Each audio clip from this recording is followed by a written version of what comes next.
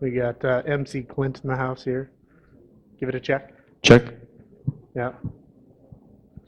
All right, we are getting the thumbs up from the back of the room. So, hello everyone. My name is Luke Jenkins. Hi Kelly. And my day job is Wi-Fi here at Weber State. I'm Clint Holmes. My job here at Weber State is a system admin. Oh, man, right in the way there. Huh, we need to rotate that TV. Or I got to stand over here. There we go. Cool. Nice. See, now I can see and I don't have to keep doing one of these, which is always awkward for everybody. So, all right. Where's the, can you make the slides appear here as well? Or? I couldn't see the mirror. So. Okay, there we go. All right. So, we're here to talk about the badge today. But we kind of wanted to start off with the theme, you know, those mission statements everybody hates coming up with in their staff meetings. Last year, the idea was, Kelly called me up and Troy, they're like, hey, we want to have a hardware hacking village. We want to have a project in everybody's badge. We want them to try out soldering and get interested in hardware. I said, well, that sounds cool, but we should do it on the badge. So we got 70, 80% of the people last year through the hardware hacking village. They soldered their badge. Everybody loved it. It was awesome. Then this year we said, well, that was cool. We did it. Done. We don't really want to do it again. So the theme of this year was, can we use the badge to improve the conference experience? You know, what could we do to make the badge your link back to the conference and the conference back to you? So keep that in mind. So there's plan and then there's reality. The plan is what I presented to the SaintCON conference committee of the board and said, hey, here's how it'll go down. Here's how we're going to pull this off. Go ahead and cut us a check and give us the go, and we'll totally make it happen. And then on the right is the reality. Hardware development took a lot longer than we expected. We were expecting to have hardware prototypes pretty much locked in by April. We got the first prototype PCB back July 15th. It had an error in it. I trusted Oshpark to follow exactly to their specs, and they had a bad day, so they were just over. So we couldn't really get going on the hardware until, or testing and development on the software with good hardware until about August 5th. We also used a contract assembly house, EMS Solutions here in Ogden, to make the badges. We weren't about to pick and place by hand 600 badges. Took my lovely wife and I about an hour per badge for the prototypes, so that would have been a whole lot of time.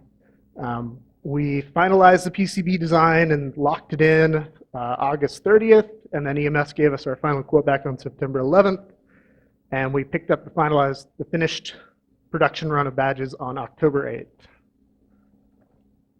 So slideshow, you know, we only got a 30-minute talk, and we want to get to lots of Q&A, so we're just going to kind of rush through these. On your left, that was one of the first times we got the screen going, right? Yeah, this is the first attempt at the screen when it finally lit up. We had been struggling I had been struggling trying to get it to light up for a month probably with this dev board. Yeah, and that's the dev board we use to get going. It's the Atmel puts out a, like $30 little guy.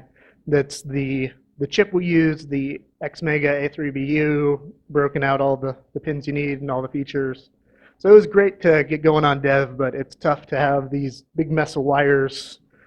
You kind of Clint had to hook it up for what he wanted to work on and then work on it, and then it was unhooked halfway by the time we got home. So next. Here were a couple other screens we had played around with, experimented with. The one on your left is a monochromatic LCD, but it had an RGB backlight, which was kind of cool, but it was actually more than what the screen we ended up going with costs. And then the one on the right was, that one was just a little bit bigger. I want to say it was like a 2.8. Yeah, it was a 2.8. And it had a touch screen, but the cost, the interfacing with it just wasn't a great option. So we ended up going with the 2.2. So on the left, that's an Eagle CAD, which is the CAD package we use to do the hardware. It's kind of the mess you start out with. So you do the schematic, and then You throw down the pieces that you're pretty sure where they're going to go on the board, and then you hit the rat's nest button, and it draws all these yellow wires that are taunting you, saying, you got to try and route me, sucker. So that was fun. On the right, that's an example of the Osh Park board I was talking about that had the problem. If you look just to the right of the prototype, it's kind of upside down there, you can see that gold line sticking through. There's nothing on the left. That's where it was. Their solder mask was shifted just enough to make some of the pins unusable. So that set us back by about 2 weeks.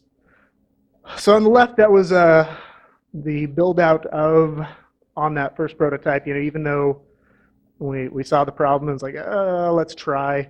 That was the first time we had light come out of the board, and it was pretty awesome. But it was still, we just had shorts between pins that we just couldn't deal with. And then on the right was the green batch, the second rev of the prototype boards, and it's kind of the first mostly built badge. Missing the Wi-Fi chip on the right there, but it was a good picture. So everybody's been asking us all week, hey, can I hack on the badge? What is under the hood? What is the badge? So here's the laundry list. It's an Atmel X Mega 256A3BU. So it's kind of the big brother of the Atmega chips that the Arduino and tons of open source projects use. We really ran into limitations on, what was it, the heap size memory? What were we hitting last year on that? Yeah, it was the memory, can't remember what it is. Yeah, I think it's just the RAM. We had RAM. to keep calling SRAM, program memory to get any real use out of it. So this year we knew everybody'd love another Arduino because they're comfortable with it, but we just can't make a badge off of it. So the awesome thing that got us all the Wi-Fi were these super cheap Espressif-based Wi-Fi modules that came out about this time last year. The ESP12 has been awesome. The 2.2-inch TFT we were talking about, flash memory to store the schedule and whatnot, accelerometer that Dayapacum tells us is good enough to use as a quad. Waiting to see a quad built out of the badge would be awesome. Some crypto chips that we actually didn't end up using. So there's some features that we built hardware for, but because we were kind of delayed on the hardware, we didn't get software written for. That's my bad. Didn't give Klint enough time. These things are pretty slick little chips. Can do ECC, AES, SHA, all sorts of cool hashing and crypto stuff. If you trust Atmel, that is. Piezo buzzer that when you powered up the badge, it's saying to you, and if you entered in the let's see, wait, can we talk about the hacker challenge? Yeah, we're close now. Contra code, you got to do it kind of slow, but the up, up, down, down, left, right, BA start or select start unlocks a cool little feature, and it sings a little Contra. Yeah, it does the Contra intro. Yeah. IR receiver, there's also an IR LED on there that you can drive. We're wanting to do some badge-to-badge communication that almost happened, but made it to the cutting room floor. Everyone's favorite lithium-ion fuel gauge that kind of uses a model of an ideal lithium-ion cell, and because we got last-minute shipment of lithium-ion cells that were, I'm convinced, refurbed from China, they weren't always great. So, and then we had a little light sensor on there. If you look at the bottom left as you're looking down at your badge, the clearish-looking chip, that's a human eye approximate light sensor, so you can tell how bright it is in a room. So, oh yeah, there is a temperature sensor. That one's not really a major component because there's 3 cents. It's a little NTC thermistor right above the buttons. We're going to put up all the hardware and software docs, including the Gerbers and the bill of materials, so you guys can make your own badges. So this was, I built this one last night, or the slide last night. It's a commit punch card for the repository, just to kind of show what time we were working on this thing. A lot of stuff in the late after work and early mornings on the weekends, and yeah, even during the week. Don't pay attention to those 9 a.m. punches if our boss is in the room. So those were all done the night before. I just committed in the morning when I came in. Yeah, promise. So another thing we did with the badge this year, because we had the Wi-Fi module, we tracked you like the big brother that we are. So if you went into the maps and scrolled around, if things were working well, it would show your current location. with pretty good approximation, pretty good accuracy on there. So to do that, we used our wireless system that we have here is a Cisco wireless system, and they have a piece to that ecosystem that's called the Connected Mobile Experience, the CMX. We import a floor map, we draw the zones, it syncs its location of the APs, and then it's kind of like, he's here-ish. So it's not, it's probably 3-ish meter accuracy, but it's good enough to get a feel for how many people are in each track, each room. So we're going to get some cool stats out of that to see which tracks were popular, which ones weren't. Maybe give some feedback to the presenters on, well, apparently you did something to really tick people off at about 10 minutes into your prezo. Take that slide out, whatever it was. So, and then kind of, you want to talk about this one? Yeah, so this is, these are all just stats that we pulled from the CMX and threw into a Elasticsearch Kibana thing so we could kind of visualize easy what track you were in or what room you were in based on where your badge was. And you can kind of see the different rooms growing and shrinking as the day went on. So we stand on the shoulders of giants, blah, blah. So we got to give major props to Joe Grand. Many say he was the first one to do an electronic badge, DEF CON 14, and even before that with his little widget. Ryan Clark, also known as Lost, he took it to the next level with all of his awesome puzzles and whatnot. The WAS, not the WAS, but WAS, and the Ninja Networks folks, they did some awesome badges at DEF CON. Including one that has pretty much the same button layout, if you'll notice, as this one. So, SparkFun and Adafruit for letting me crib a whole bunch of the electronic components or design. And software. And software, yep. NodeMCU, Jonathan Karras did a ton of awesome work on the firmware for the ESP using the NodeMCU firmware to handle the communication. And then all the other open source hardware folks with all of their great tips. Thanks to Utah Saint Organization, SaintCON Conference Committee, badge flashing team on top of the badge development. We had John Below, Paul Lynn, and Tristan Rhodes help us flash. Email Solutions here in Ogden, great contract manufacturer. They were amazing to work with. Helped us out a whole bunch, getting us our first job of contract manufacturing done with all the mistakes we made. I made mostly. Osh Park for getting us some proto boards and getting some new ones turned right around. Osh Stencils out of Provo. They're awesome. Matt wants to send them big props wherever Matt is. Down in the Hardware Hacking Village, they overnighted us a whole bunch of stencils for the Bus Pirate kit. So PJRC, they sold us all the screens for a good price. Cisco Wireless Network Group helped us out with the CMX and some cool stuff. Weaver State University IT Division for letting us hijack the wireless network and doing a little bit of work on company time, not too much. Our friends and families for letting us commit so much time to this, and my wife for helping me actually build its first 10 prototypes. So here's the badge team. I did most of the hardware, wrangled the team. Klint did the software, lots of software. Jonathan is, as I said, the MQTT NodeMCU guru. Seth, this wouldn't have happened, all the integration with the reg system he wrote and the Hacker Challenge game system. Everybody that has had to have their badges switched, it has been manual work by Seth, including some SQL statements to get them switched over. Lessons learned for next year. Dustin did the graphics for the maps. Thank you, Dustin. Mike got DFU working. I'll tell you about that in just a minute. And then once again, EMS. They were awesome to work with. So DFU mode. This is where we're going to put up the code. It's Klint's GitHub. Yeah, there's just a placeholder now. We'll probably get it up there by the end of the day for sure. Yep, we didn't want to. The game board doesn't close for 12 more minutes. And there are more than one hidden challenges in the badge we didn't want to give everybody the code for. So the badge has everything you need on it for you to upgrade to change to hack.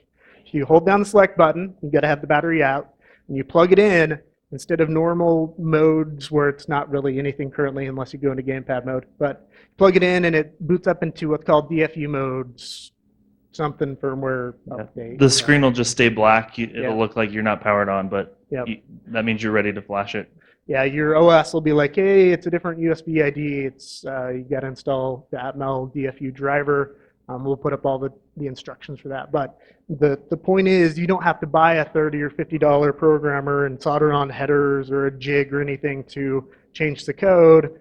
We built it in. So Mike figured that out for us, got the right thing set up. So if you need to flash the bootloader or you just totally brick your chip, you will still need a programmer. Make sure you make it through the hardware hacking village. I'm just realizing now that I'm signing us for a whole bunch of people, but we do have slightly updated code for the badges. If you've had any problems, come by, especially with the batteries. If they get too low, they kind of take the badge out with it. So, but you can flash the microcontroller without any extra hardware. So, all right. I think that's it, yeah. So we want to leave that slide up so you guys can copy down the URL.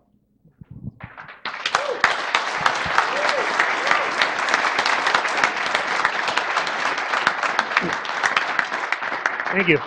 So that leaves us about 10 minutes. Before we get to open Q&A, I want some feedback. Show of hands. Who liked the badge? Well, the actual what was in the badge aside, who liked that the badge was, here's your badge, go have fun at the con, you don't have to build it, versus last year where it was a bag of parts. So this year's badge or style where it was, here's your badge. Raise a hand. Who liked that better than last year? Okay. And then who liked it better last year where it was, here's a big pile of parts, go build it. So pretty even split here in the room. The people we've been asking so far have been, they tended to like it a little bit better that it was fully built and functional.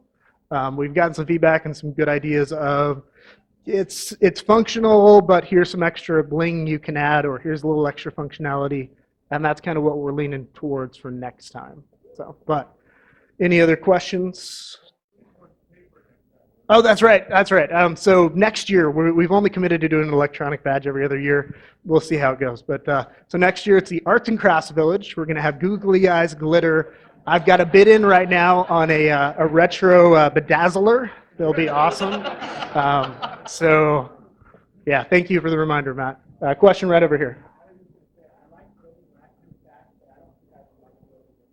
Yeah, that was part of it. Is we wanted to do some cool stuff for the whole enhance the experience here at the con.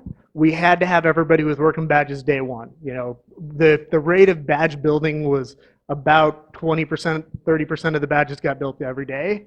So to have it really work, we needed everybody day one. So, Bert? Gotten the hardware done earlier. The development cycle, I was too greedy with hardware and didn't give the software guys, Klint, here enough time to get all the cool features we had in mind done. So we're really only using 3/4 of the hardware. So. Yeah, I wish I would have started earlier with the dev board and just sucked it up and plugged it in every time instead of waiting for hardware. Yeah. So.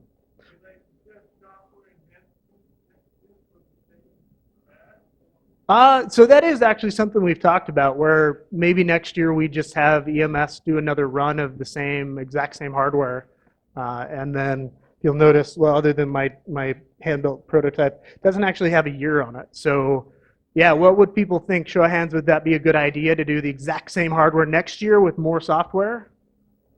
So seems to actually be pretty popular. So, all right, yeah, is that a question, or are you saying, yeah, do it, Dave? All right, Dave says do it. Anything else? Go ahead.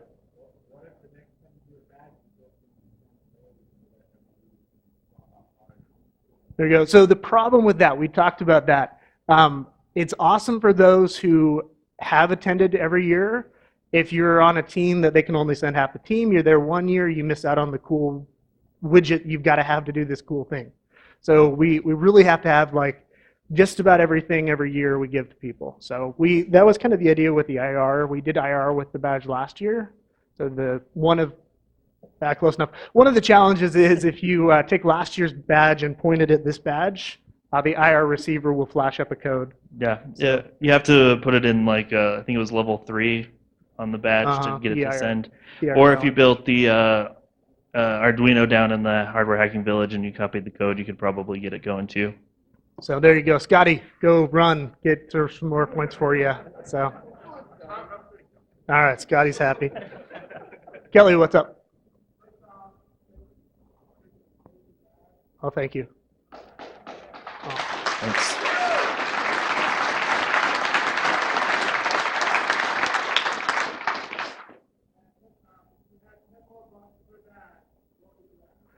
10 more bucks per badge, I would buy an extra battery for everybody. The batteries we ended up with this year were, yeah. So we'll work on that for sure. That's probably our number one thing we're going to work on is making sure the badges can last through the day with what we give you and you don't have to come swap out your battery. So. Reason for no on-off switch. So the original idea was, other than plugging it in every night, the badge would be your buddy always there by your side. So the two things that kind of shot us in the foot on that was, one, the quality of batteries we got and that they didn't have a cutoff circuit. The batteries we developed with would cut off their power and not let you discharge below a certain point. So we never hit that, oh man, I'm dying and I'm taking out my flash with me. So that was part of it. I made an error on the PCB, and the backlight for the LCD is tied to a pin, and the plan was to modulate that to adjust the brightness, hence the light sensor.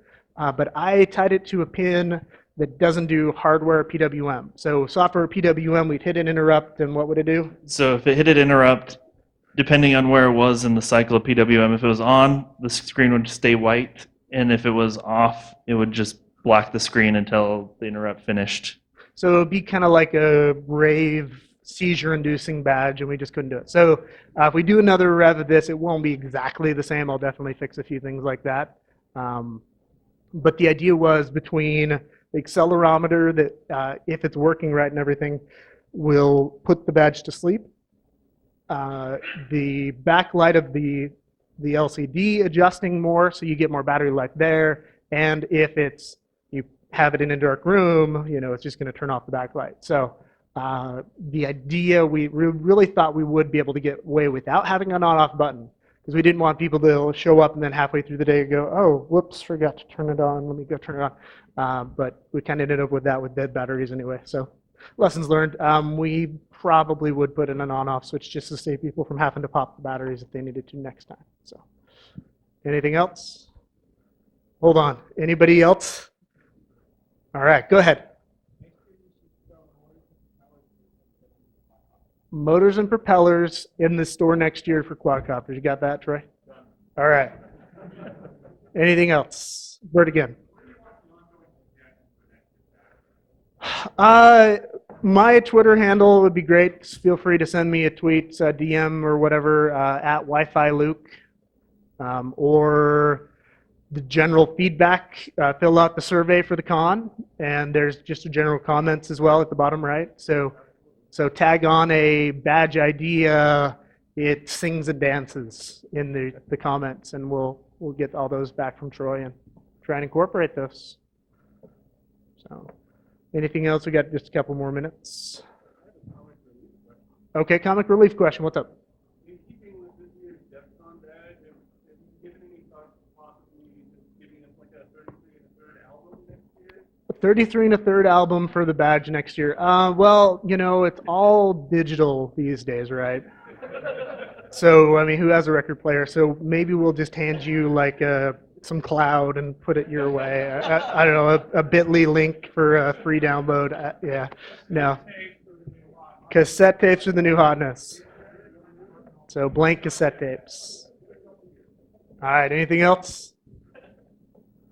All right, guys, we'll wrap it with that. Thank you very much. It's Thank been a you. blast.